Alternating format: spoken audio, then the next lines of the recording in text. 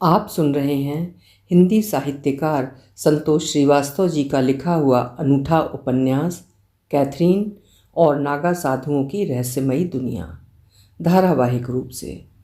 आज सुनिए भाग 9। सभी ने एक स्वर में नारे लगाए, बम बम भोले। गुरुजी ने आशीर्वाद दिया, जाइए अपने लक्ष्य में सफल होकर लौटे। सामान जीप में लादा जा चुका था। आश्रम से विदा लेते हुए नरोत्तम नागा नए मार्ग की ओर प्रस्थान कर रहा था, अपने सभी प्रशिक्षक साथियों सहित। गुरुजी ने उन्हें कर्णप्रयाग तक मिनी बस से पहुंचवाया। वहां से जंगलों में स्थित प्रशिक्षण केंद्र तक उन्हें पैदल ही जाना था। जंगल बेहद घना था। प्रकृति ने अपने सौंदर्य का खजाना लुटाया है यहाँ। एक तरफ पहाड़ों से बहती नदियाँ हैं तो दूसरी तरफ घना जंगल। सघन दरख्तों की डालियाँ आपस में लिपटी हुई, तनों पर फूलों से भरी नाजुक लताएं चढ़ी हुई, रंग बिरंगी चिड़ियों का कलरव जंगल को संगीतमय किए था। पहाड़ से उतराई पर घनी झाड़ियों के बीच से रास्ता प्रशिक्षण केंद्र की ओर ही जाता था। दूर से उन्हें आता देख उनसे कम उम्र के दिखते नागा उन तक आए। नरोत्तम गिरी महंत, गीतानंद गिरी महंत, सोमगिरी महंत, अखंडानंद गिरी महंत, प्रहलाद गिरी महंत, आप सब गुरुओं का स्वागत है, प्रणाम स्वीकार करें। अब महंत नहीं आचार्य कहो, आचार्य महामंडलेश्वर। दूसरे नागा ने उन्हें प्रणाम करते हुए उनके लैपटॉप के बैग ले लिए और ढलान पर चलने लगा। जंगल की उतराई चढ़ाई के बाद प्रशिक्षण केंद्र था। प्रशिक्षण केंद्र में बहुत छोटी आयु के लड़के भी थे। 2001 में भुज में आए भूकंप से अनाथ हुए इन लड़कों को महंत सोमगिरी के पास कोई व्यापारी 2 साल पहले आकर छोड़ गया था। दान दक्षिणा भी दे गया कि आपकी देख रेख में इनका कल्याण होगा, वरना भटकते क्या देर लगती है। महंत सोमगिरी उन्हें 2 साल तक हरिद्वार में प्रशिक्षण देता रहा और अब गुरु जी ने सबको यहाँ भेज दिया है। कई तो अपनी मर्जी से घर द्वार छोड़कर आए हैं। यहाँ से प्रशिक्षित कर अगले वर्ष महाकुंभ में इन्हें दीक्षा दी जाएगी। कर्णप्रयाग की मनमोहक प्रकृति में स्थित प्रशिक्षण केंद्र में धीरे धीरे सबका मन लगने लगा। 5 प्रशिक्षकों ने 20-20 लड़कों की टीम निर्धारित कर ली। प्रशिक्षकों की देख रेख में लड़के तलवारबाजी सीखते, लाठी चलाना सीखते, कठोर धरती पे बड़ी उमंग से सोते। वस्त्रों का त्याग अभी से करवा दिया गया था ताकि ठंड का अभ्यस्त हो जाए शरीर। सिर्फ लंगोट पहनना पड़ता। नरोत्तम गिरी का ध्यान अपनी टीम के रंगरूटों पर था। सभी बालक सुबह 4 बजे उठ जाते। नरोत्तम गिरी 3 बजे उठकर दैहिक, आध्यात्मिक आदि क्रियाओं से निवृत्त हो सभी बालकों को योगाभ्यास सिखाते। कई मंत्रों को कंठस्थ करना होता। दिन भर उनकी वेदों की शिक्षा चलती। फिर अखाड़े में दंड बैठक, कसरत आदि से शरीर मजबूत बनाने की प्रक्रिया आरंभ होती। शाम को ईश भक्ति के पश्चात भोजन मिलता। बालक एक समय दिए जाने वाले भोजन को बड़ी प्रसन्नता से खाते। भोजन में सभी पौष्टिक पदार्थों का समावेश रहता था। घी, दूध, मक्खन, मेवा, फल, मिष्ठान, सभी कुछ मिलता, पर 24 घंटों में बस एक बार। लैपटॉप से सारी सूचनाएं हरिद्वार स्थित आश्रम में गुरुजी के पास प्रत्येक प्रशिक्षक को भेजनी अनिवार्य थी। रोज ही गुरुजी सभी से फ़ोन पर बातें कर लेते थे। लगभग प्रतिदिन उन्हें जंगल में बहती पहाड़ी नदियों में स्नान के लिए ले जाया जाता था, जहाँ प्रशिक्षकों की देखभाल में वे डुबकियां लगाने का अभ्यास करते। नदियाँ उतराई की ओर बह रही थीं। जल का बहाव भी तेज होता, लेकिन उथली होने के कारण बालक तलहटी के सफ़ेद गोल पत्थरों पर अपने शरीर को साध कर डुबकियां लगाते। स्नान के बाद उन्हें पेड़ों पर चढ़कर डालियों पर शयन की अवस्था में लेटने का अभ्यास कराया जाता। नागा परंपरा के अनुसार घने जंगलों में तप करते हुए नागा डालियों को ही अपना शयन कक्ष बनाते हैं। इस अभ्यास में लड़कों को बहुत आनंद आता। वे गिलहरी की तरह फुर्ती से पेड़ पर चढ़ जाते और डाली पर लेट जाते। ऐसा करते हुए कुछ लड़के पेड़ से गिर भी जाते, पर उन्हें अपनी चोट की परवाह नहीं थी। उन पर तो नागा बनने का जुनून चढ़ा था। यही जुनून तो नागा को संपूर्ण विश्व से परे हटाकर सनातन जगत में प्रवेश कराता है। प्रशिक्षण केंद्र में लौटते हुए नरोत्तम गिरी उन्हें विभिन्न पेड़ पौधों, फलों, फूलों, जड़ी बूटियों की जानकारी भी देता था। सभी प्रशिक्षकों को अपनी टीम के लड़कों के साथ ऐसा करना होता था। बालक उत्साहित होकर सुनते। कभी वो ईश वंदना के लिए फूल तोड़ने लगते तो कभी फल, लेकिन जिह्वा पर पूरा नियंत्रण था। नरोत्तम गिरी की आज्ञा के बिना वे फलों को चखते भी नहीं थे। रात को नरोत्तम गिरी उन्हें खुले आकाश तले ग्रह, नक्षत्र, तारों के विषय में भी बताता। आज वो ग्रहों की जानकारी दे रहा था, जैसे वो विज्ञान कक्ष में अपने शिष्यों को संबोधित कर रहा हो। लेकिन यहाँ जबकि वो भविष्य के नागाओं का मार्गदर्शक है, उसे वैज्ञानिक दृष्टिकोण ही नहीं, सनातनी दृष्टिकोण से भी बताना होगा। सनातन धर्म की रक्षार्थ कटिबद्ध नागा पंथ का नरोत्तम गिरी नागा योद्धा अर्जुन की सी दृष्टि साध रहा है। वो नवग्रहों की जानकारी देते हुए असीम आनंद से भर उठा है। भविष्य के होनहार नागा बालकों, जिस सूर्य की तुम सुबह उठकर उपासना करते हो, सूर्य नमस्कार करते हो, जानते हो 7 घोड़े खींचते हैं सूर्य रथ को। सूर्य सभी ग्रहों का मुखिया है। सौर देवता आदित्यों में से एक कश्यप ऋषि और उनकी पत्नी अदिति के पुत्र हैं। उनके बाल और हाथ सोने के हैं। उनके रथ को जो 7 घोड़े खींचते हैं वे 7 चक्रों का प्रतिनिधित्व करते हैं। वे रवि के रूप में रविवार या इतवार के स्वामी हैं। पौराणिक कथाओं के अनुसार सूर्य की अधिक प्रसिद्ध संततियों में है शनि, जिसे वैज्ञानिक भाषा में सैटर्न कहते हैं। यम जो मृत्यु के देवता हैं और कर्ण जो महाभारत काल में कुंती के गर्भ से कवच कुंडल लेकर पैदा हुए। सूर्य पुत्री यमी यमुना नदी के रूप में जानी जाती हैं। आसमान में चंद्र देखते हो ना, चंद्र मन का प्रतिनिधित्व करता है। चंद्र को सोम के रूप में भी जाना जाता है और उन्हें वैदिक चंद्र देवता सोम के साथ पहचाना जाता है। अग्नि पुराण के अनुसार ब्रह्मा जी ने जब सृष्टि की रचना करने का मन बनाया तो सबसे पहले मानसिक संकल्प के द्वारा मानस पुत्रों को उत्पन्न किया। उनमें से एक मानस पुत्र ऋषि अत्रि का विवाह ऋषि कर्दम की कन्या अनुसुईया से हुआ, जिससे दुर्वासा, दत्तात्रेय व सोम नाम के 3 पुत्र उत्पन्न हुए। सोम को भी चंद्रमा कहा जाता है। चंद्र को युवा, सुंदर और गौरवर्ण का और द्विबाहु के रूप में वर्णित किया गया है और उनके हाथों में एक मुगदर और एक कमल रहता है।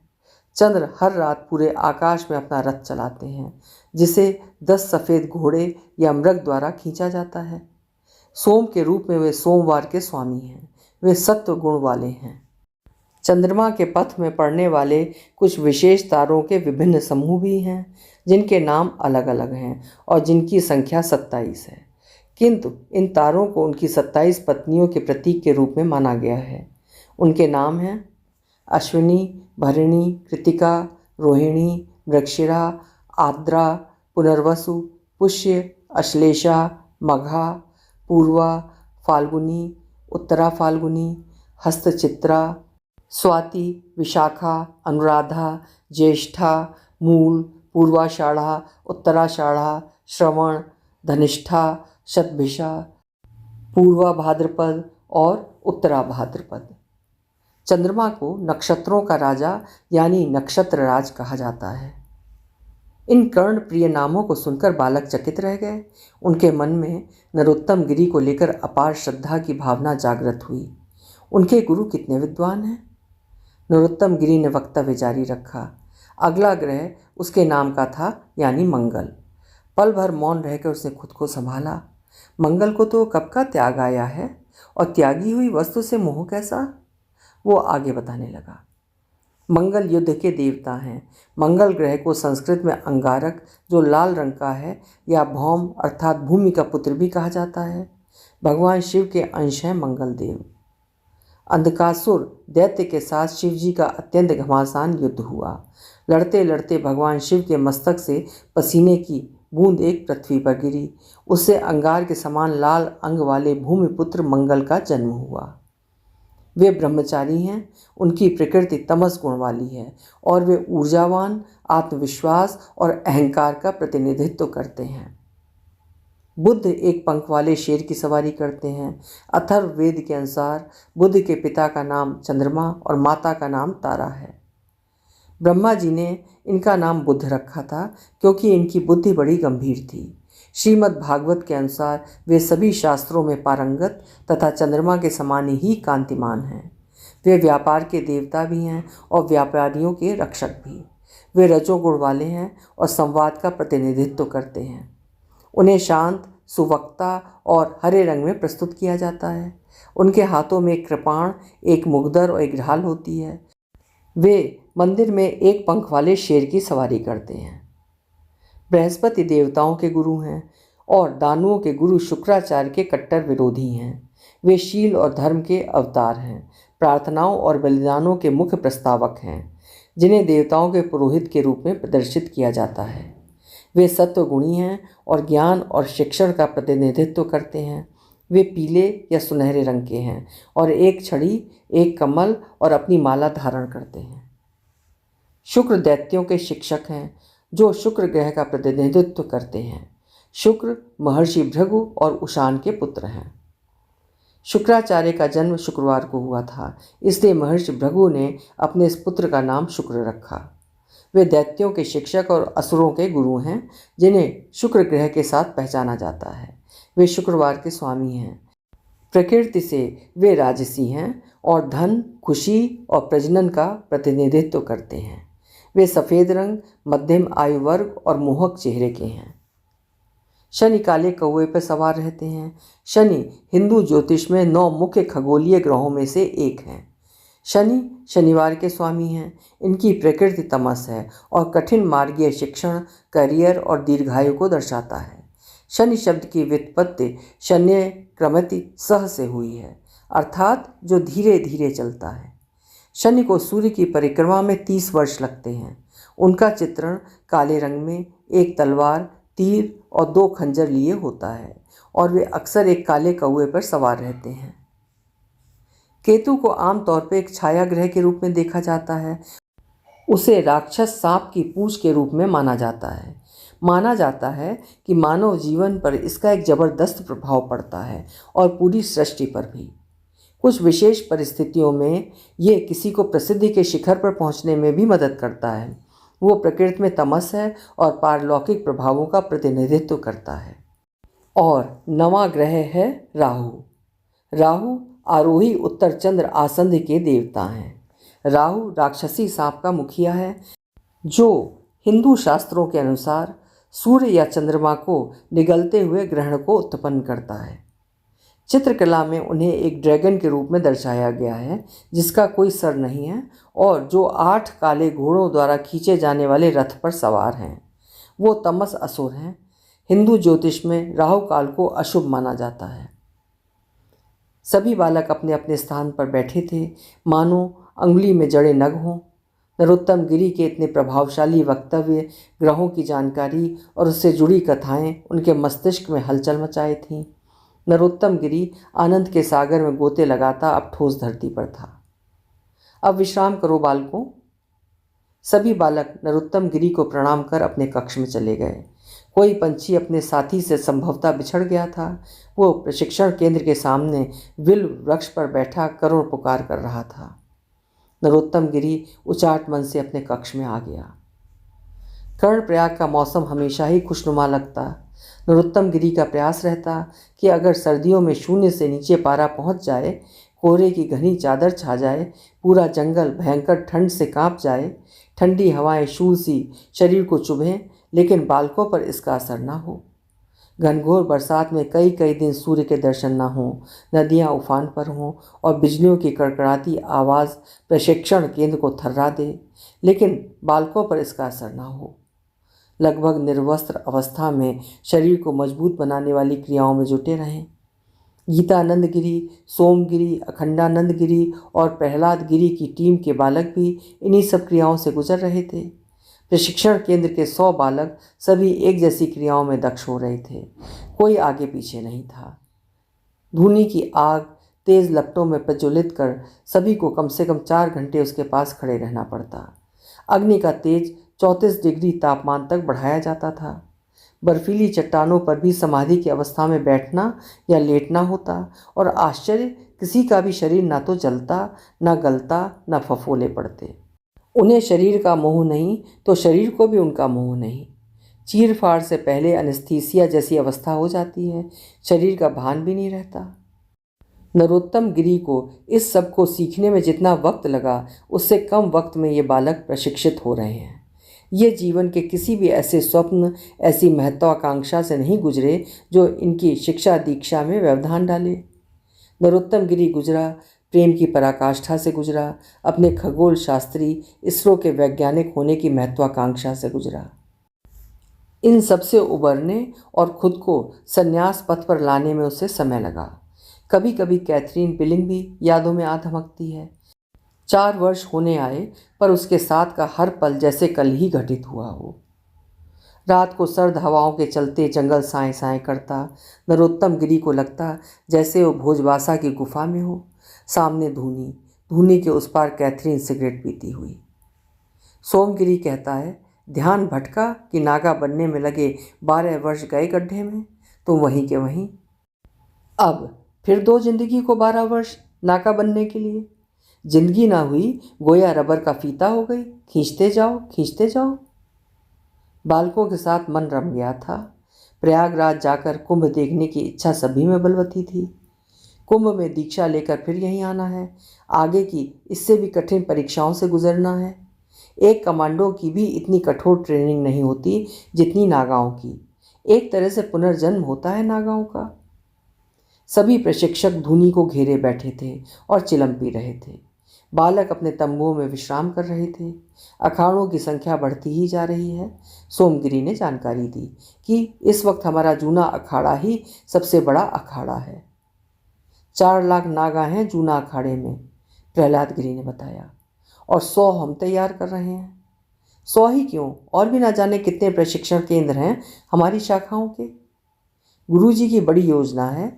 इस बार के महाकुंभ में कईयों को दीक्षा मिलेगी। इस बार का कुंभ देखने लायक होगा। पूरे 55 दिन का होगा, 14 जनवरी से 10 मार्च तक का। हम लोग को जनवरी के पहले हफ्ते में हरिद्वार पहुंच जाना है। कहते हुए नरोत्तम गिरी ने आसमान की ओर दृष्टि डाली, जहां ध्रुव तारा चमकता हुआ हमेशा की तरह नरोत्तम को लुभा रहा था। मौसम ने करवट बदली। कोहरे की गाढ़ी परत ने कर्णप्रयाग के जंगलों पर अपना आसन जमा लिया। सुबह सुबह गुरुजी ने फ़ोन पर सूचना दी, प्रयागराज में महाकुंभ का मेला लगना शुरू हो गया है। आप लोग सभी बालकों सहित हरिद्वार आ जाओ।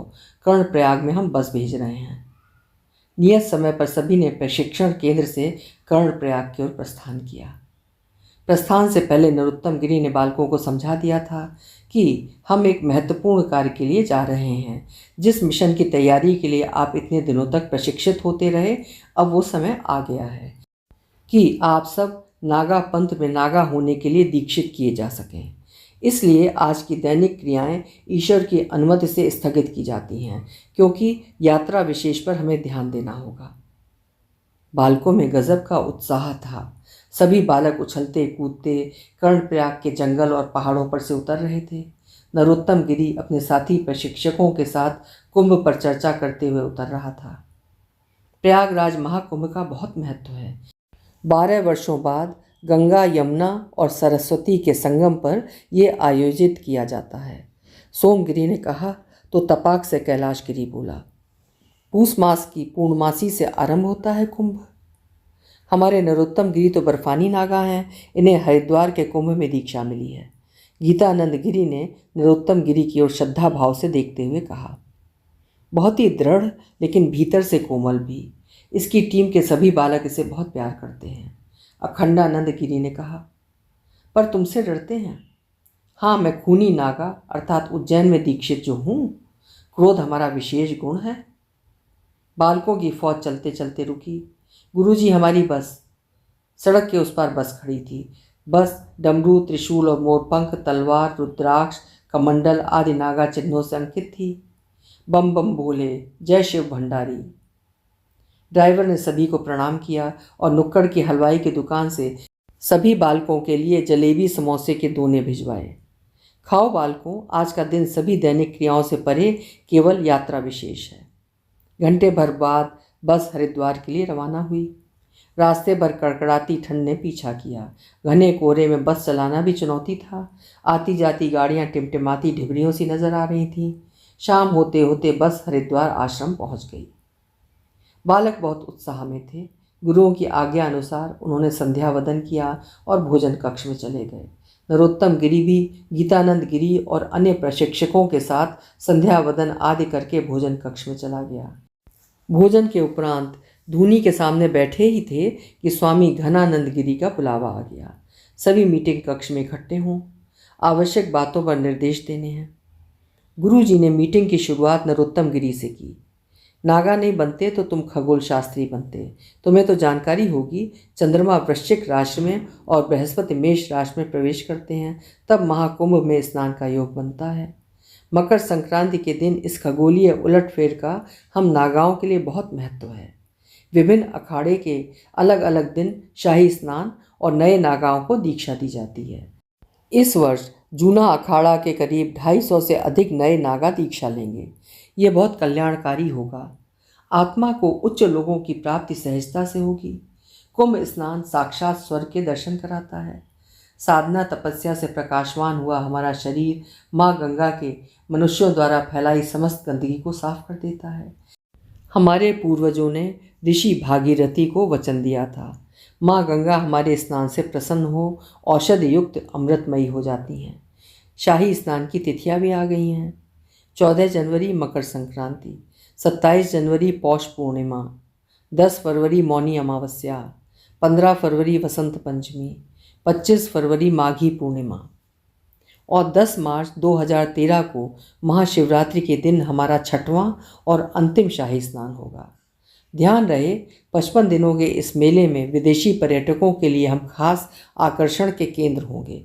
अतः अपने पर पूर्ण संयम रखें, अपनी साधना तपस्या को क्रोध करके मलिन न होने दें। 11 जनवरी को हम प्रयागराज के लिए प्रस्थान करेंगे। आपकी यात्रा और वहाँ निवास की तैयारी में कोई त्रुटि ना हो, कमी ना रह जाए, इसका पूरा प्रयास रहेगा। अब आप विश्राम कीजिए। गुरु जी के आदेश कमांडो के हेड की तरह होते हैं, जिसमें किसी प्रकार के संदेह या प्रश्न की गुंजाइश नहीं। धर्म के कमांडो नागा सदैव तत्पर रहते हैं अपने गुरु की आज्ञा पालन करने के लिए। सभी गुरु जी को प्रणाम कर अपने कमरों में चले गए। नरोत्तम गिरी महाकुंभ के बारे में सोचते हुए काफ़ी देर तक जागता रहा। शायद कैथरीन आ भी सकती है। ये नागाओं के बारे में और भी अधिक जानने का अच्छा अवसर है। क्या पता किताब पूरी कर ली हो उसने। नरोत्तम गिरी से मिलकर कैथरीन बेचैन सी हो गई थी। भोजवासा में मिले अष्टकौशल गिरी और महाकाल गिरी से मिली ढेरों जानकारियों से समृद्ध होकर वो ऑस्ट्रेलिया लौटी थी। लेकिन नरोत्तम गिरी अजीब ढंग से उसके हृदय में हलचल मचाए था। उसने इस बात का जिक्र लॉयना से भी किया था। हो जाता है जीवन में ऐसा, जब कोई एक दिव्य पुरुष ऐसा मिलता है जिससे मिलकर लगता है कि हम शायद उसी के लिए इस दुनिया में आए हैं। कैथरीन ने हल्के स्मित से लॉयना को देखा। अब उसमें काफ़ी प्रौढ़ता आ गई है। कैसी निभ रही है तुम्हारी प्रवीण के साथ, और अम्मा का कैसा व्यवहार है तुम्हारे प्रति? प्रवीण बहुत रिजर्व टाइप का इंसान है। तुम्हें लेकर हम दोनों के बीच कभी कोई बात नहीं होती। अम्मा की बस यही आस है कि मैं उन्हें पोता दूँ। जानती हो कैथरीन, आद्या तुम्हारे भारत प्रवास के दौरान कितनी अपसेट रही। वो तुम्हें बहुत प्यार करती है। हाँ, वो मुझमें शेफालिका को देखती है। आद्या से घर भरा भरा लगता। पढ़ाई के साथ वो चित्रकारी भी करती। आजकल फैब्रिक पेंटिंग में उसका ज़्यादा मन लगता है। अब मम्मा का बुटीक आद्या की फैब्रिक पेंटिंग की वजह से ज़्यादा प्रसिद्ध हो रहा था। कैथरीन के पास नौकरी ना होने की वजह से वक्त ही वक्त था। वैसे नौकरी की अब कोई ज़रूरत भी नहीं थी। कैथरीन के लिए मम्मा बंगला, गाड़ी और अच्छा खासा बैंक बैलेंस छोड़ गई थी। आद्या के कारण बढ़े हुए खर्च बुटीक से पूरे हो जाते। प्रवीण के आग्रह पर भी उसने आद्या के लिए कभी कोई मदद नहीं ली उससे। उनका मिलना जुलना भी लगभग नहीं के बराबर था। उसने प्रवीण से दूरी सी बना ली थी ताकि लॉयना के साथ वो खुलकर जिए। हालांकि आद्या के कारण सप्ताह में 2 बार उसे प्रवीण के घर जाना पड़ता। आद्या इतनी भोली भाली प्रेम से ओतप्रोत थी कि भले ही कैथरीन ने उसके लिए शेफालिका की जगह ले ली थी, पर अपनी दादी और पापा से भी उसे उतना ही लगाव था। प्रवीण के घर जब सब साथ मिलकर बैठते तो कैथरीन भारत के किस्से सुनाती। इससे एक फ़ायदा ये हुआ कि भोजवासा में नागा साधुओं से प्राप्त जानकारियाँ उसने जो डायरी में लिखी थी अब उसे याद हो गईं। अब किताब लिखना ज़्यादा आसान हो गया। वृषभानु पंडित ने बताया कि 4 साल बाद प्रयागराज में महाकुंभ भरने वाला है, जिसमें जाने की तैयारी कैथरीन को कर लेनी चाहिए। इस महाकुंभ में वो सभी नागा अखाड़ों से मिल सकती है और भी अधिक जानकारी पा सकती है।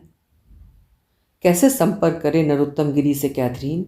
वो डायरी के पन्नों में रोज उससे मुलाकात करती है, जाने कितनी बातें करती। उसके दिव्य चुंबकीय व्यक्तित्व की उज्ज्वलता में प्रवीण का चेहरा धुंधला नजर आता। कभी कभी उसे लगता प्रवीण ने उससे प्यार किया ही नहीं, वरना लोयना से विवाह के प्रस्ताव को इतनी आसानी से कैसे स्वीकार कर लेता। ये बात भी उसने नरोत्तम से डायरी में लिखकर पूछी। जवाब आया, ये जीवन है देवी, लोग मिलते बिछुड़ते रहते हैं। कभी बहुत करीब से हवा का झोंका हमें छूकर निकल जाता है और कभी ठहर कर सर्वांग आलोड़ित कर देता है। नरोत्तम के इस उत्तर पर वो इत्मीनान से भरकर हल्के से मुस्कुराई। क्या हुआ मम्मा, मन ही मन मुस्कुरा रही हो? अचानक उसके कमरे में आद्या प्रकट हुई और उसे चोरी चोरी मुस्कुराते हुए पकड़ लिया। कैथरीन अपनी ही रौ में थी, 6 फीट ऊंची संगमरमर की प्रतिमा। अरे रुको मम्मा, कैनवास लाती हूँ, चित्र बनाऊंगी उसका। आद्या अपने कमरे से कैनवास स्टैंड उठा लाई। अब बोलो। एकदम जैसे फरिश्ता, बेहद भव्य, लंबे काले बालों की जटाएं जूड़े की शक्ल में सिर पर, जूड़े में लिपटी रुद्राक्ष की माला, पूरे शरीर पर चांदी सी भस्म, माथे पर भस्म का ही तिलक, आंखें बड़ी बड़ी विशाल, जैसे पूरी सृष्टि को पलक झपकते अपने में समेट लेना चाहती हूँ। अधरों पर ठहरी हुई सी प्यास, तब से ब्रह्मांड का बूंद बूंद रसा स्वादन करती, फिर भी प्यास बनी की बनी। गंभीर गहरे अर्थों में खोया चेहरा, जो देखे वो उसी का होकर रह जाए। क्षण भर को रुकी कैथरीन, उसकी आंखों में नरोत्तम की छाया जैसे उसकी परछाई हो। परछाई हमेशा साथ रहती है, बस अंधेरे में दिखती नहीं। अंधेरा ही मनुष्य की जीवन यात्रा के लिए चुनौती है। महात्मा बुद्ध ने अपने परम प्रिय शिष्य से कहा था, अपना दीपक स्वयं बनो। स्वयं को दीपक बनाना ही तो तप है, जो नरोत्तम गिरी का मार्ग है। मम्मा देखो, चकित रह गई थी कैथरीना। आद्या ने कैनवास पर रेखाओं में हूबहू नरोत्तम को उतार दिया था। वो शीघ्रता से उठी और अपनी स्केचबुक ले आई, जिसमें उसने भोजवासा की गुफा में धूनी की लपटों के नर्तन में नरोत्तम गिरी का पेंसिल स्केच बनाया था। देखो आद्या, मैंने भी कोशिश की थी, पर तुमने तो कमाल ही कर दिया। आप किताब लिखो मम्मा, मैं उस किताब की कहानी पर चित्र भी बनाती जाऊंगी। कैथरीन ने आद्या को गले से लगा लिया। इन दिनों कैथरीन खुद को खंगाल रही है, उथल पुथल की जानलेवा सोच से गुजर रही है। क्या उसके अंतर्मन में कोई आहिस्ता आहिस्ता जा रहा है, और क्या कोई तेजी से कदमों की गहरी छाप छोड़ता आ रहा है? यह उसके साथ क्यों हो रहा है?